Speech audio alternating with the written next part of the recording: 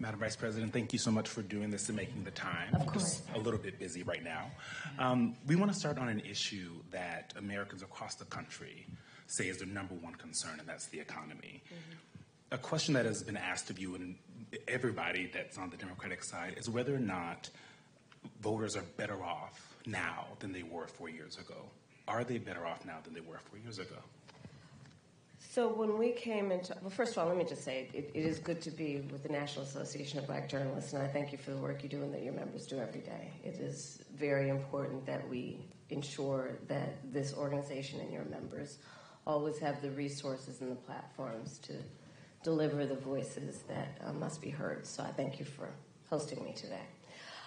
4 years ago, when we came in during the worst unemployment since the Great Depression. We came in during the worst public health epidemic in centuries. We came in after the worst attack on our democracy since the Civil War. And a lot of it due in large part to the mismanagement by the former president as it relates to COVID and obviously January 6th. And we had then a lot of work to do to clean up a mess. As of today, we have created over 16 million new jobs, over 800,000 new manufacturing jobs. We have the lowest black unemployment rate in generations. We have invested in small businesses, and they're to the benefit of many people, but including black small businesses, some of the highest rate of creation of new black small businesses in years. We have done the work of capping the cost of prescription medication for our seniors for issues like insulin. And again, I'm speaking to the black journalists who care about all people, but in particular I'll talk about the impact on black people, where we know black folks are 60% more likely to be diagnosed with diabetes. And we have now finally capped the cost of insulin for our seniors at $35 a month, capped the cost of prescription medication for our seniors at $2,000 a year, because we, unlike the former president who promised to do it, we finally have allowed Medicare to negotiate drug prices against the big pharmaceutical companies. And these are just some of the accomplishments. Is the price of groceries still too high? Yes. Do we have more work to do? Yes. And I will tell you, I do believe that I offer a new generation of leadership for our country that is about, in particular, turning the page on an era that sadly has shown us attempts by some to incite fear, to create division in our country, and to do the work that is about bringing some level of optimism and, dare I say, ambition about what I know is possible in our country.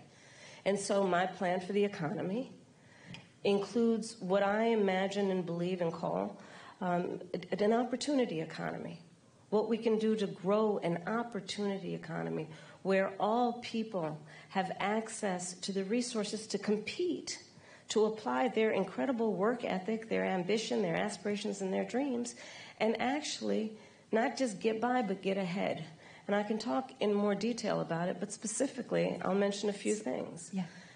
One of the big issues that affects people right now in terms of the economy and their economic well-being is we have a shortage of housing supply. It's too expensive. People can't afford to buy a home.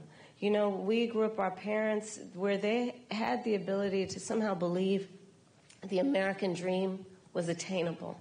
Not so much for younger working people. And I recognize that. So my approach is a new approach, which is to say, let's just take this and deal with it head on. And part of my approach is to say, I'm going to employ and engage the private sector, in particular home builders with tax credits, to give them the incentive to create new housing, 3 million by the end of my first term, and understanding that not everybody is, handed a silver spoon, but works hard and is trying to save up for a down payment. Part of my plan under my opportunity economy is to give first-time home buyers a $25,000 down payment assistance so they can just get their foot in the door to be able to then engage in what will prove to be their opportunity to build intergenerational wealth. And here's my personal experience coming at that. I grew up a middle-class kid. My mother was hardworking. She raised me and my sister Maya. She saved up, and it was only by the time I was a teenager that she could afford to actually buy her first home. And I know, and I identify with, I know where I come from. Madam Vice President. And I know, but I'm just going to finish. I know that so many people work so hard and should have the opportunity to just get their foot in the door. Again, so it's not just about getting by, but getting ahead. Please. I'd like to ask